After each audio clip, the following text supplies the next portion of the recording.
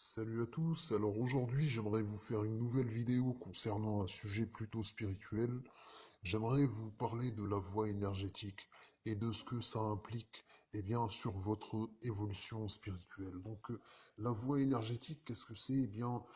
La voie énergétique va consister sur l'observation intérieure et sur le travail énergétique intérieur. Donc vous avez des énergies qui sont en vous, vous avez par exemple des énergies de la colère, des énergies de la frustration, des énergies de haine, des énergies de corruption par exemple, ou bien à l'inverse vous avez des énergies de foi, des énergies d'enthousiasme, des énergies bonnes, des énergies maléfiques. Ce qui se passe, c'est que je vais vous appeler à travailler ces énergies-là qui sont en vous, à affiner ces énergies qui sont en vous, à canaliser d'autres énergies, ou bien tout simplement à supprimer, à transformer ces énergies-là, et puis à vous purifier. Donc le but réellement de l'évolution spirituelle, de la transformation énergétique, c'est la purification de l'être. C'est de ça réellement qu'il s'agit. Vous allez devoir vous purifier. Bien sûr, la pureté est un élément assez rare dans notre monde contemporain. Il y a beaucoup de saleté, malheureusement, beaucoup de paroles qui sont mauvaises, de paroles de mensonges, de corruption et de tromperie, etc., que ce soit dans le monde extérieur qui nous entoure, ou bien à l'intérieur, malheureusement, de nous-mêmes. Il y a beaucoup de mal dans ce monde et il faut être aveugle pour ne pas le voir. Cette voie énergétique va consister en le fait de travailler, de méditer profondément. Donc vous allez devoir méditer parfois jusqu'à 2, 3, 4, 5 heures. Et réellement, les meilleurs d'entre vous peuvent monter jusqu'à 6, 7 heures de méditation intérieure et de contemplation intérieure. C'est réellement un travail qui est très complexe au départ si on n'est pas habitué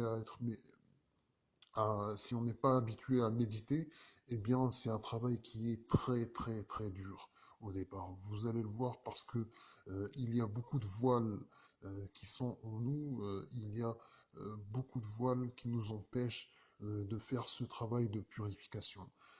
Pourquoi? Parce que on a un émotionnel qui est très fort, on a un mental qui est très fort, et malheureusement nos sociétés modernes font en sorte que notre mental et notre émotionnel soient très très forts. Donc vous allez devoir méditer, commencer à méditer. Si vous arrivez à méditer 30 minutes par jour, c'est déjà très bien. C'est déjà très bien donc de méditer 30 minutes, 45 minutes. Au départ, ce sera très très complexe. Pourquoi? Parce que vous allez avoir des blocages qui vont se faire et, euh, et on est vite distrait malheureusement. Mais pour méditer et pour emprunter cette voie énergétique, il faudra beaucoup de courage, il faudra beaucoup d'abnégation et il faudra beaucoup de travail pour emprunter cette voie-là. C'est une voie qui est très complexe, c'est une voie qui est très dure, mais par contre, lorsqu'on l'emprunte, on voit les changements et surtout, on garde nos acquis.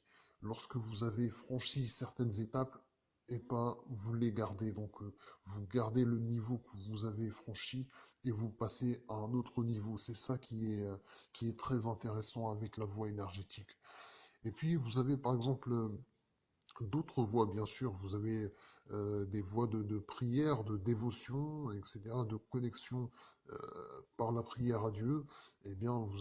C'est une voie qui est aussi très importante.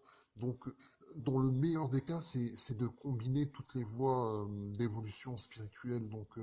La voie de la prière, de la dévotion, la voie de la méditation, euh, la voie énergétique, donc.